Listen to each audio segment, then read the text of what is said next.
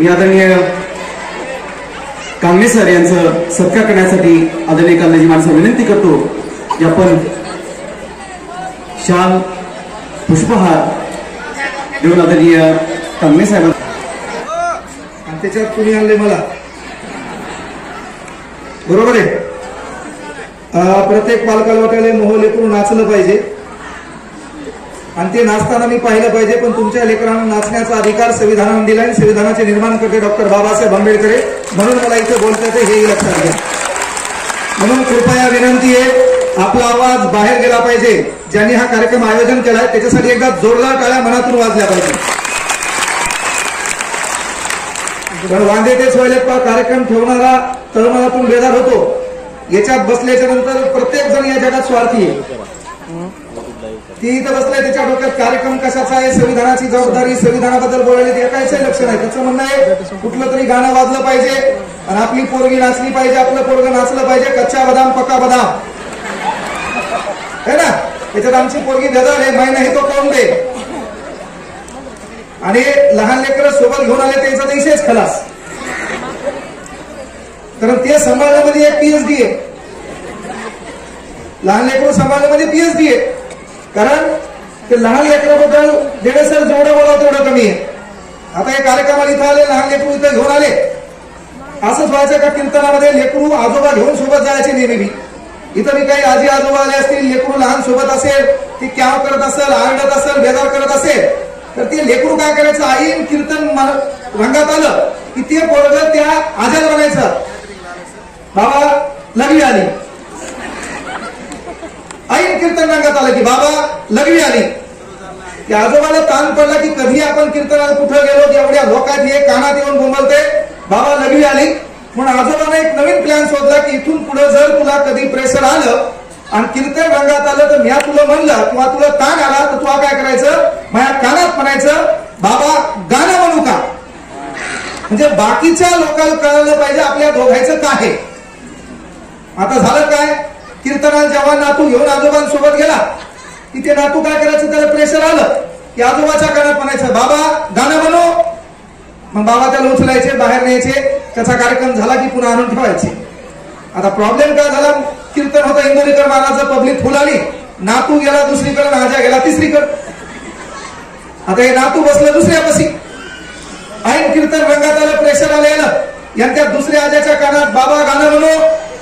आजोबा दुसरा, आजोबाला गब्बे बाबा गाणं म्हणू. आता आजोबा दुसरा होता, थांब. पुन्हा यांनी चालू केलं बाबा गाणं म्हणू. त्या आजाला राग आला, आजा म्हणला मन पण हळूच मन म्हणलं त्या कानात गाणं.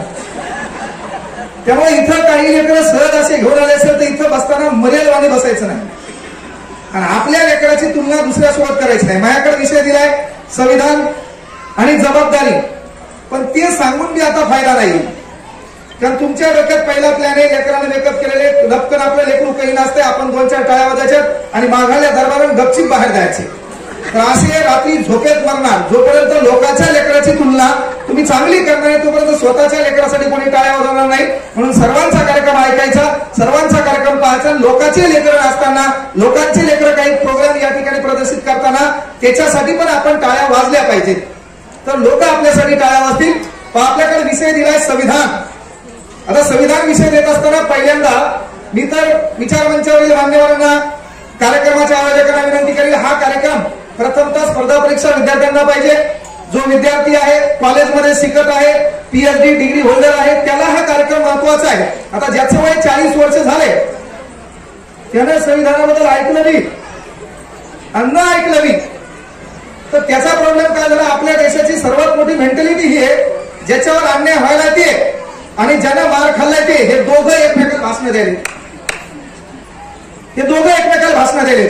मग काचात बसून, एसी गाडीत बसून, बिस्लरीचं पाणी पिऊन दुष्काळावर भाषण करणारे दलिंदर दुसरेच आहेत. आणि ऐकायला आपण लय चांगलं बोललो बापा ते. आणि काही जर संविधानावर कोणी बोललं, संविधानावर अन्याय झाला, मग हे बांडमुळं कुठं राहतील काही सांगतात नाही. संविधानावर अन्याय झाला, संविधानावर काय झालं तर फक्त एक समूह रस्त्यावर येतो, त्या समूहाला मानाचा जय भीम आहे. ही गोष्ट आवर्जून लक्षात घ्या. मग संविधान ही काय केवळ एका समाजाची मक्तेदारी नाही किंवा संविधान म्हणजे एका धर्माचा, एका जातीचा खऱ्या अर्थाने संवर्धन नाही किंवा त्या जाती धर्माचा विकास नाहीये आणि ती आपल्याला लक्षात घेणं काळाची गरज आहे. म्हणून प्रथमतः संविधानावर बोलत असताना सब रकम बंदे व दिन भी गुजर जाएंगे, कल तुझे देखकर जो हंसते थे आज वो देखते रह जाएंगे, क्या दिखवाई से कुछ अलग कर दिखाने के लिए सिद्धार्थ में खोया था, सब कुछ भगवान बुद्ध बनने के लिए, सब कुछ भगवान बुद्ध बनने के लिए. महाकारुणे टाळ्या असं आपल्या भावकीत कोणी मेल्यावर वाजवायचं नाही, सर्वच वाजवणे तर वाजूच नका ना. म्हणजे मी काय रिकाम आहे ते तुमच्या समोर बोलायला, माझ्यामध्ये लय काम आहे, क्लास क्लास आहे, तिथं क्लास घेतला 40,000 रुपये येतात. एवढ्या लांबून आलो त्याच्यात मरेल आणि हा चल द्या, तू काय कीर्तनाला बसली इथं. ते आपल्याला कळायला पाहिजे म्हणजे कार्यक्रम जोश कोणता आहे काय आहे. काही काही लोक आहेत पण नेहमी टेन्शन मध्ये, इथं बसली तरी 12 वाजलेली चेहऱ्यावर, इथं बसला तरी ताना. त्याच्या डोक्यात एकाची चेहरा अंधार पडलाय, काल एका 90 पाजली होती, आज आपली बारी आहे. अरे किती दलिंदर चाळे आपले. आणि मला विषय दिलाय संविधान आणि आपली जबाबदारी. आणि आपली जबाबदारी बाबासाहेब आंबेडकरांचे विचार करा. त्यांनी असा एकमेव देश आहे भारत, या भारत देशामध्ये मूलभूत कर्तव्य लिहावं लागले, कारण बाबासाहेब आंबेडकरांना माहित होते मी गेल्यावर हे दलिंदर सुधारणार नाहीत. तुम्हाला या भाषेत संविधान शिकावं लागते. त्याला माहित होतं हे दलिंदर सुधारणार नाहीत का. अरे आपल्या देशात पानपोळीवर ठेवलेला ग्लास साखर दाण्यानं बांधून ठेवावा लागतो आणि काय धतुरा देश सुधारणार रे. पानपोळीला ग्लास साखर दाण्यानं पक्का, पुन्हा पक्क इडिंग करून काऊन पानपोळीला ग्लास पण भिकारचोट न्याय कमी करणार नाही. इथं संविधानावर हे महत्वाचं आहे. शाळा वाचली पाहिजे. शाळेची घंटी कोणा ऐकली गाडीवर. आपण शाळेच्या हल्लेल्या फरच्या कोणा नेल्या. आपण शाळेचं हल्लेलं पत्तर आपल्या कोठ्यावर कोण नेऊन टाकलं आपण. आणि मग त्या गावाच्या समोर गल्लीत नाली तुंबली, किंवा त्या नालीचा पंतप्रधानाचा काही संबंध आहे का. आणि तू डायलॉग घालतो बायला यायचं सरकारला तेव्हापासून नाल्या तोडून ठेवल्या, नगरसेवक आलं सरपंच आलं, पण संध्याकाळी नाही ती त्याच्यासोबत राहिला, सरपंचाबद्दल बोलता येईल तुला. म्हणजे मेन गोष्ट काय, दुखायला मशीनचं इंजेक्शन द्यायला वघारीला. हे परिवर्तन कुठतरी आपल्याला बदलावं लागेल. आणि म्हणून लक्षात घ्या, जिच्या कुशीत या महाराष्ट्राचं नेतृत्व वाढलं आणि घडलं ते जगातलं सर्वात वंदनीय पवित्र मातृत्व राष्ट्रमाता राजमाता जिजाऊ. महाराष्ट्रामध्ये 2 रत्नजिने या महाराष्ट्रात जन्माला दिले. शर्ते किती झाली रयतेच्या दुःखाला पार नाही, येरे शिवबा पुन्हा जन्माला ताम्यानात तलवार उरली नाही. स्वराज्य संस्थापक राजाधिराज छत्रपती शिवाजी महाराज, आदर्श पुत्र छत्रपती संभाजी राजे, युवकांचे प्रेरणास्थान स्वामी विवेकानंद, युवकांचे दुसरे प्रेरणास्थान शहीद आलम भगतसिंग. इथं बसलेले अनेक तरुण आहेत. आता इथं गाण्यावर लेकरं थिरकतील, बढियापैकी गाणे असतील.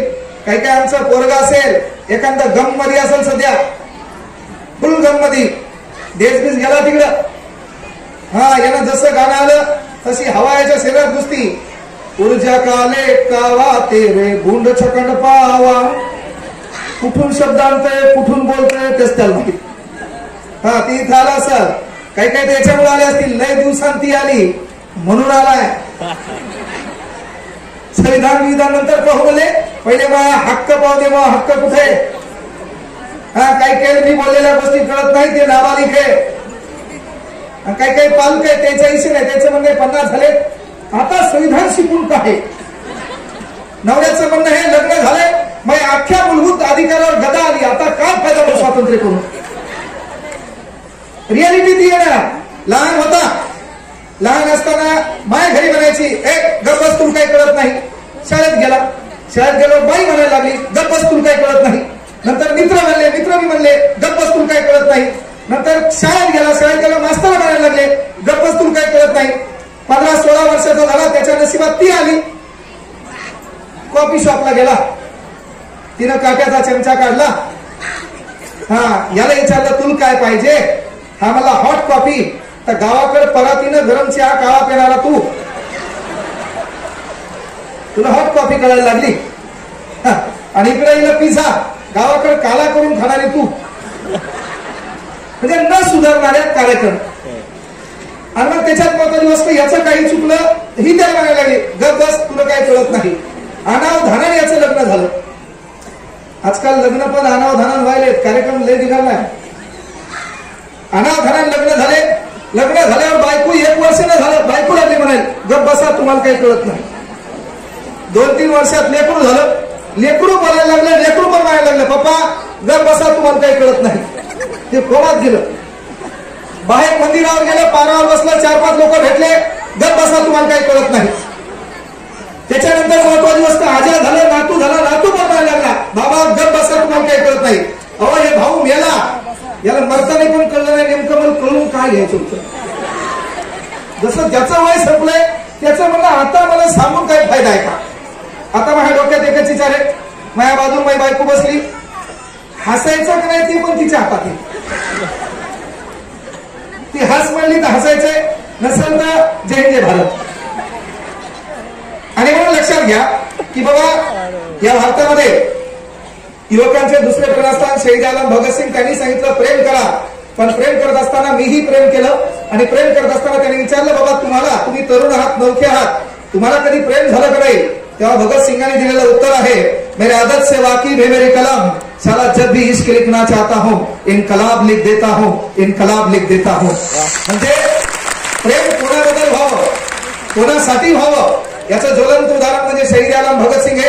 अज्ञानाचा अंधकार मिटून घराघरात ज्ञानाची प्रकाश ज्योत पेटवणाऱ्या क्रांतीज्योती सावित्रीबाई फुले, खरे महात्मा ज्योतिबा फुले, आदर्श राज्यकर्ते अहिल्याबाई होळकर, पत्रकार महासंघ म्हणल्यावर 6 जानेवारी 1812 बाळशास्त्री जांभेकर, ज्यांनी महाराष्ट्रामध्ये त्यांचा जन्मदिवस आपण पत्रकार दिन म्हणून साजरा करतो. आणि आपल्याला एखादं पोलीस प्रशासन आपल्यावर झालेला अन्याय जेव्हा खऱ्या अर्थानं पुन्हा आणत नसेल, तो अन्याय पुन्हा आणण्याचं काम पत्रकारिता करते. म्हणून पत्रकारितेला या देशात लोकशाहीचा 4था आधारस्तंभ बनतात. म्हणून त्या सर्व मान्यवरांसाठी पुन्हा एकदा पुनश्च जोरदार टाळ्या वाजवा अशी विनंती करतो. आता मला फक्त एवढं पाहायचं, महिलांच्या टाळ्या पाहिजेत. माईच्या ज्या ज्या महिला त्याने टाळ्या वाजवा, फक्त महिलांनी, जोरदार महिलांनी टाळ्या वाजवा.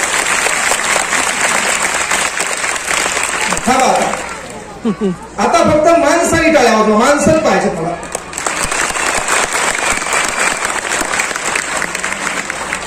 कार्यक्रम बिघडला ना तुमचा. बायाच्या टाळ्या जोरात का हो, बायाच्या टाळ्या जोरात वाजण्याचं कारण आहे, सध्या घटना जर आपण पाहिली तर घटनेमध्ये अंतिमतः सर्व बाजू हे महिलांच्या बाजूने झुकलेल्या आहेत. आणि म्हणून भारतातल्या तमाम महिलांना विनंती करतो, तुम्ही हरिपाठाला जा, कीर्तनाला जा, धार्मिक कुठल्याही कार्यक्रमाला जा, मात्र त्या कार्यक्रमाला जात असताना रस्त्यात चौकामध्ये असा हात करून संविधान घेऊन आपला बाप उभा आहे, त्या बापाच्या पाया पडून पुढे जा, कारण तो आपला उद्धार करता आहे. हे आपण लक्षात घ्यायचंय. कारण खऱ्या अर्थाने तुम्हाला हिंदू कोडबिल समजलं नसेल तर ते समजून घ्या. काय हिंदू कोडबिल जबाबदारी सांगितली आपल्याला. आपल्या घरामध्ये आपली माय आणि आपला बाप आहे. दिवाळीला आपला भाऊ आपल्याला साडी करत नसेल तर डॉक्टर बाबासाहेब आंबेडकरांनी मारलेली पीन आहे. बापाच्या प्रॉपर्टीमध्ये अर्धा हिस्सा त्या मुलीचा आहे आणि मुलीनं काय करायचं, भावाकडे जायचं, साडी चोळी नाही केली, वहिनीने नाक मुरडला असेल, रक्कम कोर्टात जायचं, अर्धी प्रॉपर्टी घ्यायची, पुन्हा डबल माहेराला जायचं. डॉक्टर बाबासाहेब आंबेडकर या किती साड्या घेतात एका एकरामध्ये, याचा कार्यक्रमच वाजवायचा. आणि तुम्हाला माहिती आहे, एकदा माहेरातून आपला बाप आणि माय गेली, भाऊ बिऊ काही नाही, फक्त भंगार द्यायला घालते ते, जशी वहिनी म्हणली तशी ऐकते.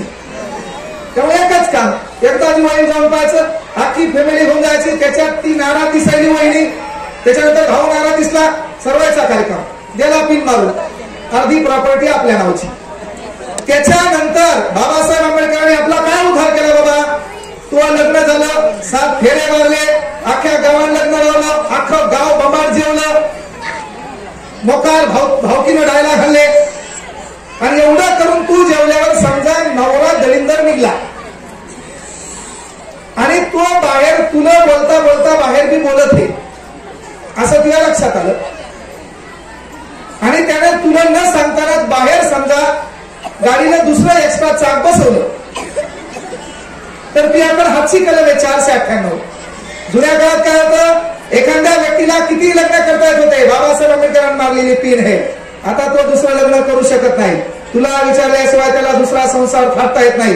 म्हणून आपला उद्धार करते डॉक्टर बाबासाहेब आंबेडकर. म्हणून जाताना सांगितलं मी रस्त्यामध्ये चौकामध्ये हातात संविधान आहे आणि आपला बाप आपल्याला उद्देशून म्हणतो घेऊ नको, मी त्या पाठीशी येईल. ती बाबासाहेबांची उद्धार आहे. आणि म्हणून आपल्याला लक्षात घ्या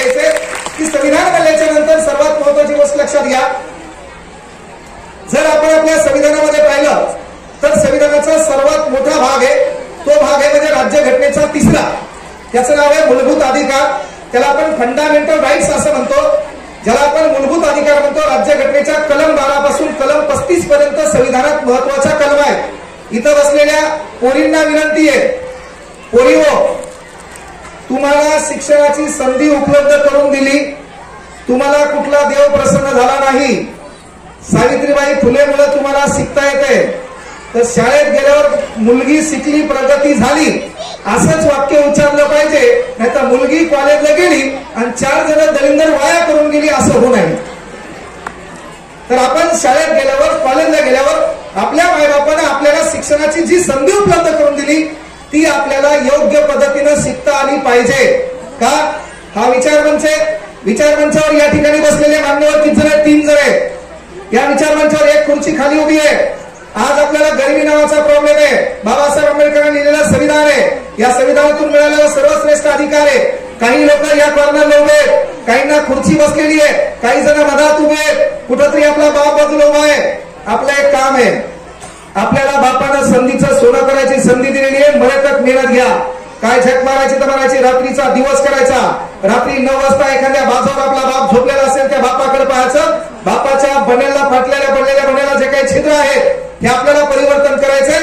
येणाऱ्या काळात अभ्यास करा, MBBS ला जागा नीट करा, काय करायचं करा, पण साला पुढच्या येणाऱ्या वर्षामध्ये एवढा अभ्यास करा, उद्योगधंदा काय करायचं करा. तुम्ही इथं बसलेले असताल पण तुम्ही केलेल्या कामामुळे थाटामाटात तुमचा बाप या खुर्चीवर बसेल एवढी मेहनत मुलगी अनाथाला तुम्हाला करायची आहे आणि ते तुम्हाला करता आलं पाहिजे. बाकी हे मनोरंजन विनंती आहे. स्नॅपचॅट, फेसबुक, इंस्टाग्राम भंगार चाळे करायचे नाही. तू दिसायला कशी अख्ख्या भारताला माहित आहे. स्नॅपचॅटला फोटो टाकून आगाव काहीच दाखवायचं नाही.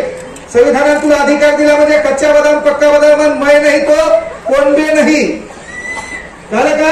आपलं एकच काम आहे, अरे आपण फोटो टाकून लोकांना शेअर करून लोकांच्या लाईक मिळवण्यापेक्षा एखाद्या MPSC ची पोस्ट करा, मीडिया तुमच्यापर्यंत येते, तुम्हाला स्टेटस ठेवायची गरज नाही, अख्खं गाव तुमचं स्टेटस ठेवते. हे काम तुम्हाला करायचं. हे काम आपल्याला करता आलं पाहिजे. आपला बाप ग्रामीण भागात पहा, सकाळी सूर्य उगवण्याच्या अगोदर गावाच्या बाहेर जातो का. गरिबी आडवी येते, फाटलेली चप्पल आडवी येते, फाटलेले कपडे आडवे येतात, बापाला कोणी बोलू देत नाही. आपला बाप सूर्य उगवण्याच्या अगोदर गावाच्या बाहेर जातो. आपला बाप सूर्य मावळण्याच्या नंतर गावात येतो का. बापाला स्थानिक गावातल्या सभेमध्ये बोलता येत नाही, लोक बोलू देत नाहीत. गरिबी आडवी येते, अज्ञान आडवी येते, अनपडपणा आडवी येतो. पण त्याच पुरीचा रिझल्ट एखादा PSI म्हणून देऊ द्या, त्याच पुरीचा रिझल्ट एखादा MPSC मार्फत देऊ द्या, त्या पोरीचं बॅनर गावातले लोक टाकतात. मंदिराच्या समोर बॅनर टाकतात, त्या पोरीचा गुडगुडीत फोटो असतो, बाजू बापाचा फोटो असतो. जो बाप आपला सूर्य उगवण्याच्या अगोदर शेतात जातो का, तो बाप त्या दिवशी 9 वाजता उठतो. आपला बाप मंदिरापाशी जातो, मळलेले कपडे त्याचे टाईट धुतलेले असतात. आपला बाप गावातल्या लोकांकडे पाहतो. आपल्या गावातल्या लोकांना कधी बापाला विचारलं नव्हतं, ते लोक म्हणतात या काका बसा 2 मिनिटं. आपला बाप त्या ठिकाणी बसतो, बसता बसता लोकांना खुणवतो. नाद केला पण वाया गेला नाही, आपल्या पोरीच्या फोटोवर हात दाखवतो. ते काम आपल्याला करता आलं पाहिजे. अरे मीडियाने आपला तो घेतला पाहिजे. कर्तृत्वानं माणसं मोठी होतात. म्हणून 8 अब्ज जगाची लोकसंख्या, आपण एंटरटेनमेंट करायला जगात जन्माला आलो नाही. आपण जगाच्या एंटरटेनमेंटसाठी जन्माला नाही. कुत्र्यावानी जन्मून कुत्र्यासारखं मरायला पण आलो नाही. आपण गेल्याच्या नंतर आपलं अस्तित्व या देशात दिसलं पाहिजे. स्टेटस ठेवल्यानं माणसाचं स्टेटस बनत नाही. ज्याचं स्टेटस असतंय लोक त्याचं स्टेटसला ठेवतात. 393 वर्षानंतर भारतातली अख्खी जनता छत्रपती शिवाजी महाराजांचं स्टेटस आपल्या मोबाईलला ठेवते, कारण छत्रपती शिवाजी महाराजांनी त्या काळी स्वतःचं स्टेटस निर्माण केलं म्हणून. हे लक्षात घ्या. 132 वर्षानंतर डॉक्टर बाबासाहेब आंबेडकर भारतातल्या तरुणांच्या प्रत्येक ओठावर संघर्षाचा महामेरू एक नाव घुमतंय. याचं कारण डॉक्टर बाबासाहेब आंबेडकरांनी 132 वर्षापूर्वी स्वतःचं स्टेटस निर्माण केलं. आणि म्हणून आज आपल्या घरात आपल्या पंजाचा फोटो नाही, कारण पंजानं काय केलं, याचा धुराखोर त्याचा धुराखोर. आपल्या घरात आपल्या आजाचा बी फोटो नाही, म्हणजे येणाऱ्या काळात आपल्या घरात आपला बी फोटो नसणार. म्हणून आपलं काम आहे, बाकी तर काही हो, आपल्या घरातल्या बैठकीच्या फोटोत नाही, पण गावात जी ग्रामीण भागाची शाळा आहे का, लोकवर्गणीतून धार्मिक कार्यक्रम करण्यापेक्षा लोकवर्गणीतून गावातली शाळा सुधरा. गावातल्या शाळेसाठी मोठं योगदान द्या. मिनिमम गावातल्या शाळेत तरी तुमचा फोटो लागला पाहिजे. एवढं काम तुम्ही करावं तर खऱ्या अर्थानं आपण बाबासाहेब आंबेडकरांचा संघर्ष व इतिहास जाणून घेतला असं म्हणावं लागेल. ते आपल्याला करता आलं पाहिजे. अरे संविधानामध्ये कलम काय पहिलीचे 14, कायद्यासमोर सर्व समान आहेत. पण तसं आहे का बाबा? म्हणजे कोणाला वागणूक वेगळी आहे आणि कोणाला वागणूक वेगळी आहे.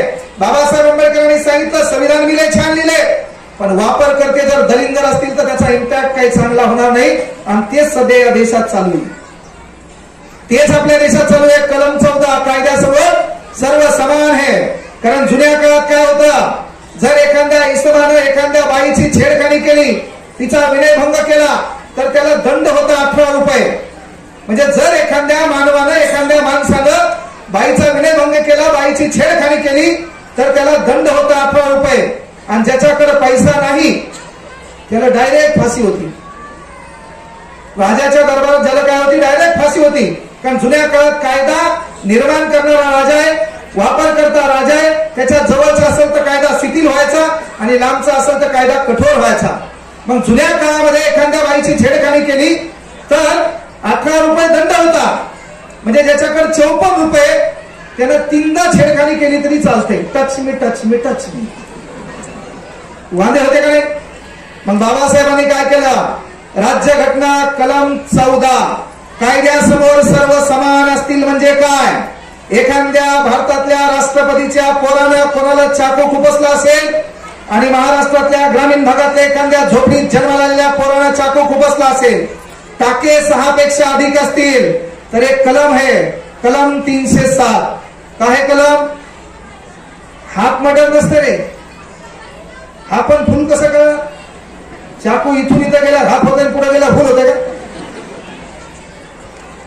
तर कलम 307 काय म्हणतो आपण? अटेम्प्ट टू मर्डर, जीवे मारण्याचा प्रयत्न करणे, त्यानंतर होणारी शिक्षा भारतातला कुठलाही नागरिक असो सर्वांना समान आहे. संविधानाने आपल्याला पहिली दिलेली गोष्ट, पहिलं काम, कायद्यासमोर आपण समान आलो. कायद्यासमोर आपण काय आलो? समान आलो. पुढे कलम 15. कलम 15 काय बाबा? जुन्या काळात ग्रामीण भागात गावामध्ये आपली पंगत वेगळी बसायची. जुन्या काळात ग्रामीण भागामध्ये आपली पंगत काय बसायची? वेगळी बसायची. जुन्या काळामध्ये आपल्याला सार्वजनिक गावामध्ये आड असेल, आड, त्या आडामध्ये पाणी भरण्याची मुभा नव्हती. जुन्या काळामध्ये बाजार, वस्ती, उद्यान या ठिकाणी स्थानिकरित्या आपल्याला फिरण्याचं स्वातंत्र्य नव्हतं. पण कलम 15 धर्म, वंश, जात, पंथ यामध्ये भेदभाव नाही. म्हणजे तुम्हाला तुमच्या जातीवरून, धर्मावरून, पंथावरून कोणी एखादी शाळा, एखादं कॉलेज, एखादं महाविद्यालय, एखादं उद्यान, एखादा बाजार, एखादी यात्रा, तुम्हाला तुमच्या जाती धर्मावरून प्रवेश तुमचा नाकारू शकणार नाही. यातच खरं आपलं कल्याण केलं डॉक्टर बाबासाहेब आंबेडकरांनी. ही गोष्ट आपण लक्षात घ्या. मुळात लोकांना गॅदरिंगची आशा आहे. तुमचा पुढचा कार्यक्रम पत्रकारितेचा, त्या पुरस्कार कार्यक्रमाला आवर्जून मी येणार आहे. आणि त्या कार्यक्रमाला मी माझ्या पद्धतीने विद्यार्थ्यांना कसं बोलायचं त्यावेळेस बोलणार आहे. सध्या यांच्या गॅदरिंगचा कार्यक्रम आहे, त्यांच्याकडे यांचं लक्ष जाऊ द्या. बाकी महत्वाचा जो काही मुद्दा आपल्याला त्याच ठिकाणी बोलताय. मला पब्लिक ओरिएंटेड मी बोलत असतो. मी काही वक्ता नाही, वक्ता तर नाहीच. हा, आपल्या देशात वादे त्याचे. मला तर पहिला प्रश्न आहे, या देशात सर्वाधिक देव या देशात, सर्वात मोठे देव या देशातील, या देशात सर्वात जास्त संत या देशात, सर्वाधिक प्रबोधनकार या देशात, सर्वात मोठे वक्ते या देशात, सर्वात मोठे प्रबोधनकार या देशात, सर्वात मोठे व्याख्याते या देशात. तरी या देशात धुरे, कोल्हापुरी, मारामारी, बलात्कार, व्याभिचार, भ्रष्टाचार, म्हणजे एकमेव देश इथं भाषणाला महत्व आहे, ऐकण्याला नाही आणि अनालिसिसला नाही. आपण सुधारणारे नाहीत है ना. 12 वाजता धुऱ्यासाठी भांडणं, 6 वाजता डोके फोडाफोडी, 9ला केसेस दाखल आणि भिकारचोट, सकाळी उठल्यावर पुन्हा भारत माझा देश आहे, ह्यातच माझे सौख्य समावले आहे. मधलं काय? ही रियालिटी आपली आहे. आणि म्हणून आपली मेंटॅलिटी समाज सुखात असेल तर मी सुखात असलो तर मला समाज आठवते, पण मी दुखात आहे, अख्खा समाज सुखात आहे, तेव्हा समाजाच्या सुखाशी आपल्याला घेणं नसते. म्हणून मी त्यासाठी MSCBचं उदाहरण आणलं होतं की बाबा अमेरिकेत लाईट गेली, लोक चेक करतात मीटरमध्ये काही प्रॉब्लेम आहे का. जपानमध्ये लाईट गेली, लोक चेक करतात वायरिंग मध्ये काही प्रॉब्लेम आहे का, आणि भारतात लाईट गेली, दलिंदर बाहेर येते, पाहते पहिले लोकाची गेली का. याला कळालं लोकाची गेली आपली गेली, हे बांबू घेते डिपीत जाते,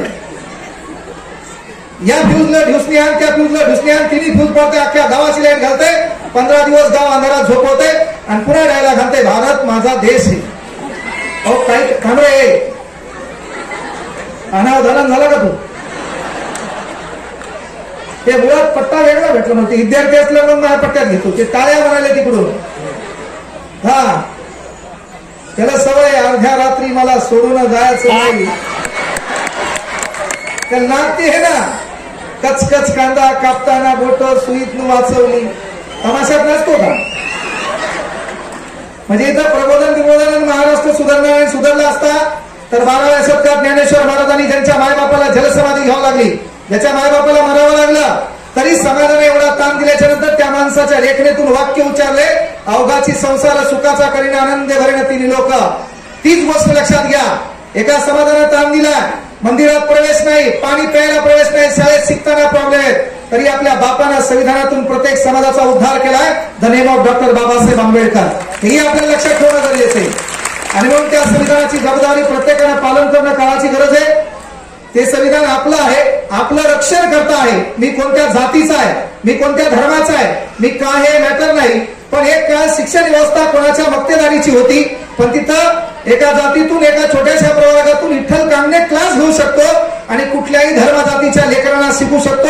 हा भारतातल्या कुठल्या धार्मिक ग्रंथामुळे नाही, तर माझ्या बापानं लिहिलेल्या संविधानामुळे या गोष्टीची जरी मला जाणीव असेल तर माझं उपरोक्त कार्य बनतंय की बाबासाहेबांचे विचार गावागावात घराघरात पोहोचले पाहिजे. आणि सर्वात महत्वाची गोष्ट, फेसबुक व्हॉट्सअपवरून हे जातीय धार्मिक तेढ जरासं कमी करा. आपण मानव आहोत त्याची जाणीव ठेवा. प्रत्येक धर्म हा मानवता गुणधर्म जोपासला जातो, तो गुणधर्म जोपासला जावा.